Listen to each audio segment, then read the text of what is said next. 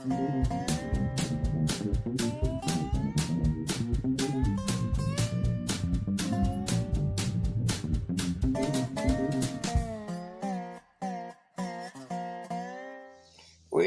it's another piggy day, gonna be done the piggy way. Folks, it is Sunday. A few hours before I go live. Well, folks, as some of you know, there was a bit of a drama for me this past week. Had somebody call me up and right away started accusing me of having said something to somebody I did not say. But they wasn't going to believe that. Well, I believe him because I've known him longer than I've known you. Really? How junior high can you get? I mean, that's just straight up childish. You're going to believe one person what they said about me because you've known them longer than me. I hadn't even talked to that person in probably over a year. Not personally. I've liked a few of their posts on occasion. But most of them I've not paid any attention to. I looked at them and went on. So I'm wondering, how am I supposed to have said what I'm supposed to have said to this person when I ain't talked to them? Probably last year or longer, but since the last time I talked to them. Early last year. And I don't take and single somebody out and tell them, you ain't got God in your heart. Well, I ain't in your heart. I ain't God. So, I can't say whether or not. What I do, however, when I wrote on Facebook and now do on video, is I'll talk about different situations, different things, and how they come about and the truth of them. So the only thing I can figure is that person took what I said personally as though I was telling him that God was not in his heart. No, sorry for your little weak mind there, dear heart, but that was God telling you that, not me. But I ain't going to sit there and judge you when I can't. Now, if I know everything about the situation and how you are and know you personally and this, that, and the other thing, I might can say some things would be in question.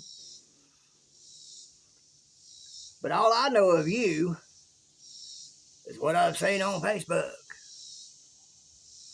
That does not make for a righteous judgment being able to be made.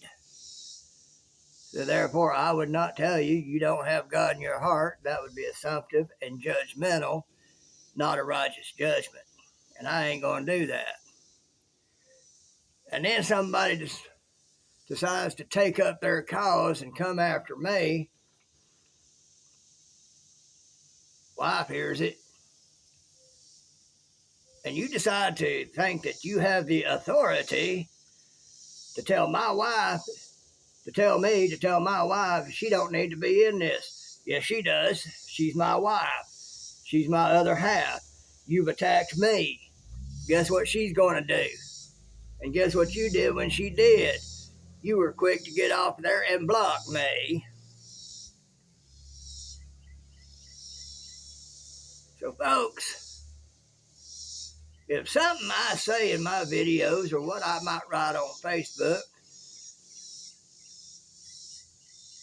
being written or said in generalities about situations and the truth of things, if you take that personally, that's between you and God because that's God pointing that out to you and not me pointing it out to you.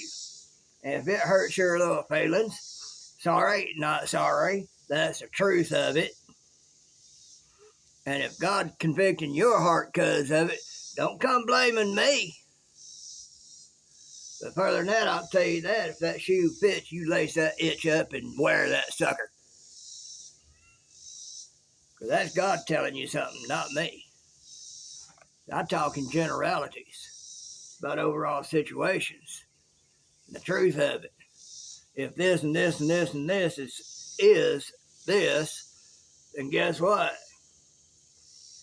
If you take that personally as applying to you, that's God talking to you and telling you something.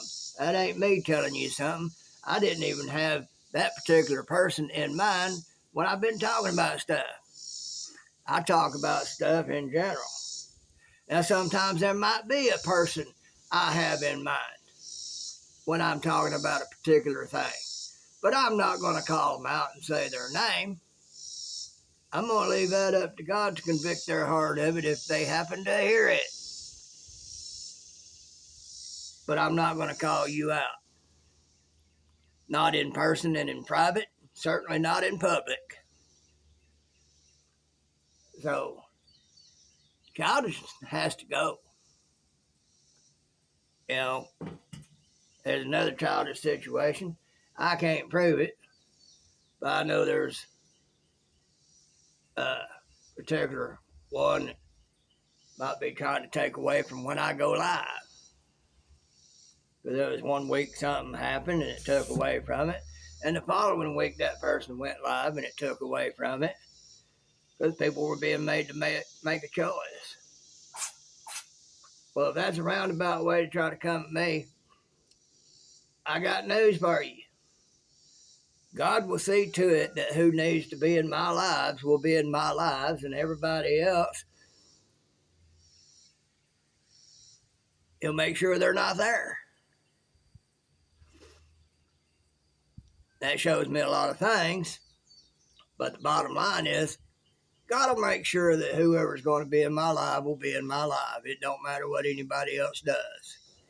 And if that causes others to be distracted and go to somewhere else, well, that's fine. That just means they weren't meant to be in my life. I don't care one way or the other. I just find it funny that coincidences seem to come up. And, you know, I'm like Jethro off NCIS. I don't believe in coincidence. But the thing about it is, it don't make me mad. It makes me laugh. Because God said in his word, even the wicked shall do my will. Well, if you're up to nefarious things, that makes you wicked. If you're trying to do things to hinder others, that's nefarious, which means wicked, which means you're still doing God's will,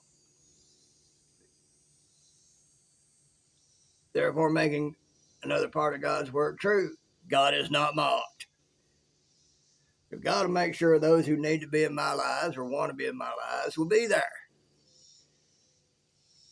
Now, there's others that can't make it in my lives for one reason or another. Time of day, on the other side of the world, severely different time zones. They got things going on, need to be done. Well, folks, that's what the replay is for if you really want to watch it. No big to me one way or the other. God works it all out. That's how I see it. Now, I told some I'm going to have fun with a lot of what I say in my next probably several videos. Somebody's out there listening to my videos and they're taking what I say personally. Well, you need to talk to God about that because, number one, I'm probably not thinking about you.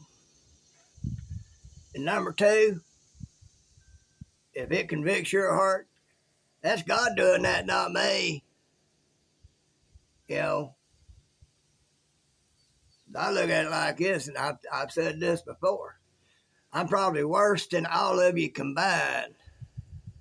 A lot of that stuff that comes out, I need to adhere to just as much as anybody else. You'll find a lot of preachers doing that. You can also figure out what a lot of preachers out there are hung up on by what they preach about constantly having a problem with. That's a telltale hint that they're not behind that pulpit for God. They're behind that pulpit for money, power, control, and other things. And that's just how I see that. Because it's a psychological thing. But as I've explained before, guess what psychological comes from? It comes from the word psyche. Where does the word psyche come from? It comes from the Latin meaning spirit. So the study of the psyche, psychology, is actually just the study of one's spirit, who you really are. Your spirit is your heart. When God's talking about your heart, that's what he's talking about. Your spirit, who you are inside this body. This body ain't nothing but a shell and a vehicle for folks to live this life in and go through this life in. And you're the one supposed to be controlling that wheel. Well, a lot of people want to ride inside this vehicle and not have their hand on the wheel, but they want to hit that gas. And then they wonder why they hit a tree. Because there ain't nobody steering the wheel. You wonder why you're going through that brush pile and that field and through the ditches and swamps and the mud and hitting trees and limbs and everything else. Can't figure out why life is going that way. Well, it's because you haven't decided to control that vehicle.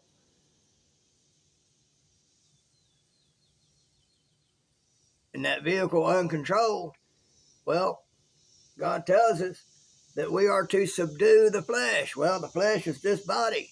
The flesh is this vehicle that we live this life in. Our spirit is what's supposed to be putting this vehicle under control. It's like a wild horse. And you go to tame it so you can ride it. Well, you can't just take that wild horse and just jump on its back and expect it to go walking like a Tennessee walking horse. No, you have to train it to become like a Tennessee walking horse or whatever type of horse it is. Me, I was just an old workhorse. That's the kind of strength and endurance God had given me until everything went tore up. Took one blow too many. And that's on me for a lot of that, but at the same time, that was the course that God had me on to wind up where I'm at. It's amazing how God works things out. We just don't realize it. We don't sit there and look at it. You know, it's like every thought, we're supposed to capture every thought and take it to the Lord for him to let us know if it is good or bad. No, we want to listen to every single thought ourselves and just go with it on a whim. Don't think about it. Well, guess what? You didn't take that thought to the Lord. You wound up out in the swamp. Well, how'd I wind up here? Because you didn't capture that thought and take it to the Lord. And guess what? That thought came from Satan, not God. Hello? I like maybe, hello? Reply. That's what that's about.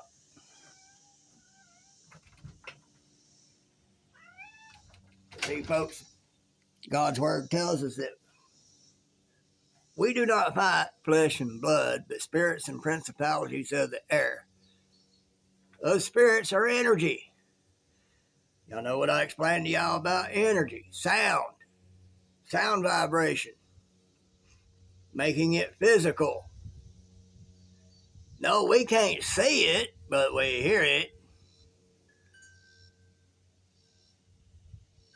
And being on that level in that realm, and being able to move at the speed of light or faster, guess what Satan and his minions can do from your mouth to another person's ear?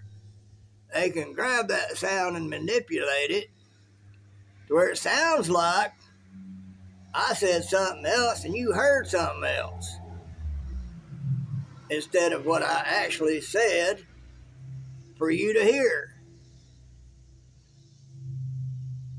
Along with having bad hearing, that's another reason why I'll say huh and what a lot. Because I want to make sure of what it was I heard.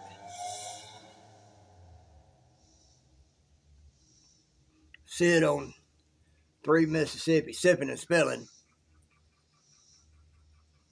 had said something on one of her videos, and I commented on it, and I told her I first thought she had said another word other than the word she had said. And she said, yo, that would have definitely have made it an entirely different video. I said, yep. We had a laugh about it. But I heard different, but I put it in the context of what she was talking about, and I got what she actually said and everything. She's got a chicken plucker to pluck the feathers off the chickens when she's processing her chickens. And when she said plucker, I thought I heard something else at first. Then I put it in context of what she was talking about. Oh, okay. Because I didn't figure Sid would say that, especially not on video. I mean, I don't know if she'd say that in private life. She might, but not on a video. But, you know, that's how easy things are able to get messed up. Satan and his minions are out there confusing communication because they can take what they see in the physical, and to them, they can see the air and the sound, the vibrations and the magnetics, all that stuff. Whereas we can't because we're not on that side of life. So they can take and they can mess with that, make it seem like something entirely different from what was actually said. So you have to be careful. That's why you have to make sure of what's actually been said. That's why you have to actually listen with both of your ears.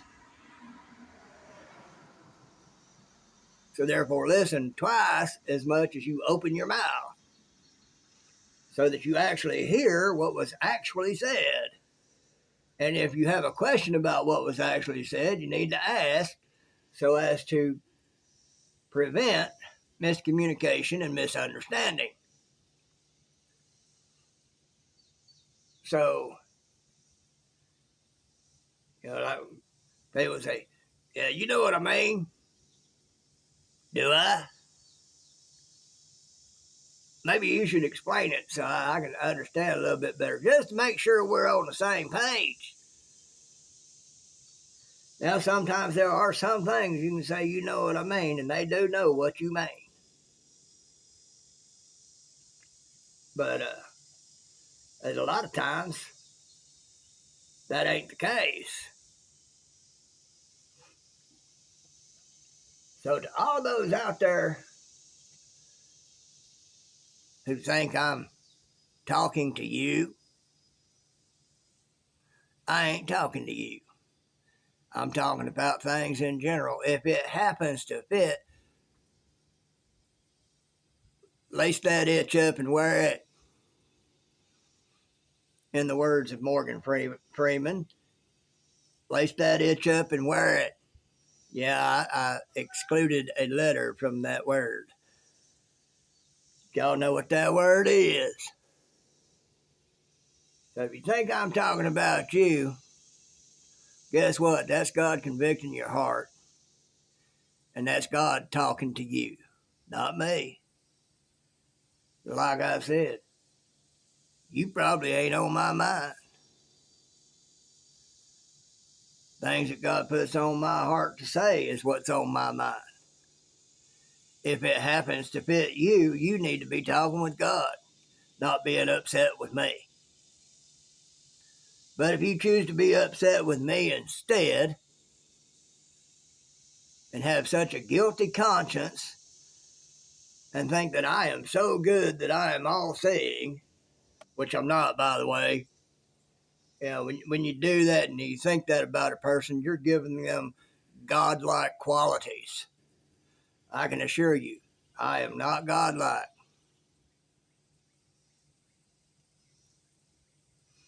As I said, I'm likely worse than all of you combined. Yet God still uses me. That's a huge blessing. I don't understand it. I don't know why, but there it is. Of course, if you study the prophets of old, you'll find out they ain't the prim and proper, pious people a lot of folks today like to make them out to be. Some of them were downright scoundrels. Like Pastor Locke pointed out about John the Baptist. He showed up to one sermon naked, and he preached naked. Well, you couldn't do that today.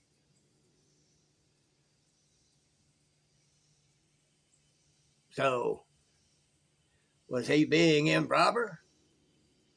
I don't know. Apparently, it fit the theme of the day because these folks took it to heart and figured some things out.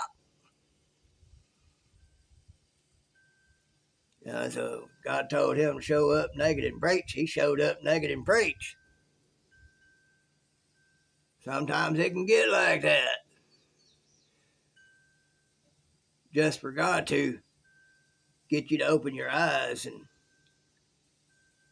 come to the realization of a truth. Because I'm going to tell you, a lot of times, God will not reveal a truth to you because you're not ready for it. That's just a cold, hard fact. That truth that you're thinking you're wanting to know would be something that would cause you to run away because you don't want to believe it would be like that when it is. That's where you come into graduating from the milk to the meat. And sometimes that meat ain't a nice juicy T-bone. Sometimes that meat is a well-cooked pork rind. Crunch. Got some chewy to it. You're going to sit there and chew on that fat for a while before you finally break it down enough to be able to swallow it. And if you ain't got the teeth spiritually for chewing the fat, God ain't going to reveal it to you because you'll choke on it and spit it out. And then you won't come back to the table because that's all there would be. You'd be afraid of that's all there being on the table to eat.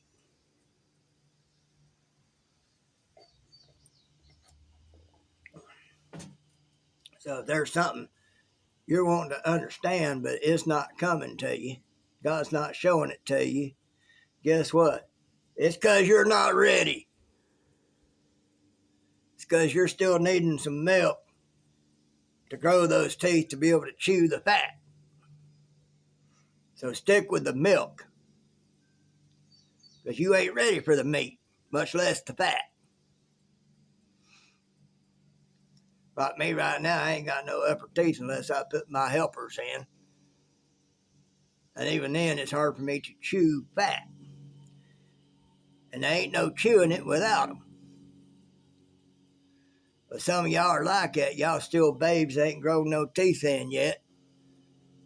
Y'all having to still suck on the teeth because you ain't ready for the meat. That's just a cold, hard fact. So just be satisfied with having your faith in God and follow Him and follow the basics. Sometimes the basics is all you need. to make it through this life. There are secrets that are out there. Those secrets are truths. Some people like to quote part of the Bible where it says God works in mysterious ways. Well, to those who don't know the truth, yeah. But God does not work in mysterious ways. It's like he said, his ways and his thoughts are higher than our ways and thoughts. We are not intelligent enough to know his ways and his thoughts. So it's not mysterious. It's just far too highbrow for us to be able to understand. Yeah, that'd be like me trying to talk with Einstein about his theory of relativity. I might have a basic grasp of it, but with him I'd be talking to not only the master of that theory, but the one who created that theory. Well, at least in this human life anyway, God actually created it. He just happened to reveal some things to Einstein that only his brain was ready to be able to handle. Most of ours ain't.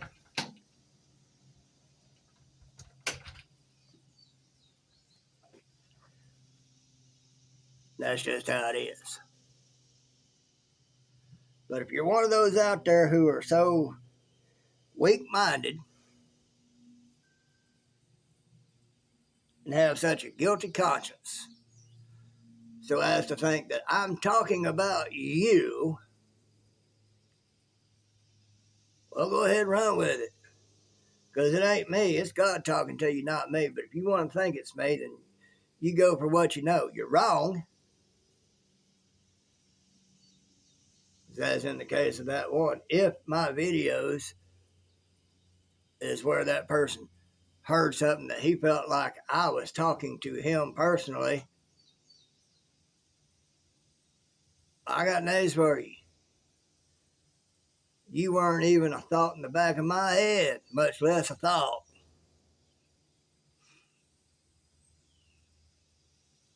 So, that would have been God pointing that out to you. Do you want to blame me as having said that to you personally? Nope, didn't happen. And if you happen to be listening to these videos, listen to this. You cost yourself and that other person who felt like they would take up your cost a friend. Because I've done blocked those people. And they will never be allowed back on my Facebook. Ever. I can forgive them. Because, like Jesus said on the cross, forgive them, Father, for they know not what they do.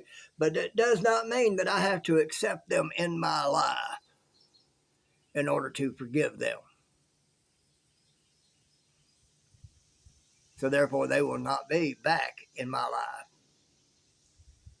ever again. Like Elaine said, that was God showing me trash that needed to be took out. I ain't got time for it. Not at all. But it also failed because the outpouring of love that I was shown from folks who really care and who legitimately feel love.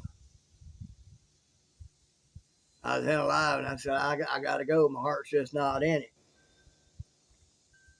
I was no sooner out of that live than 3 people messaged Elaine and asked if I was all right.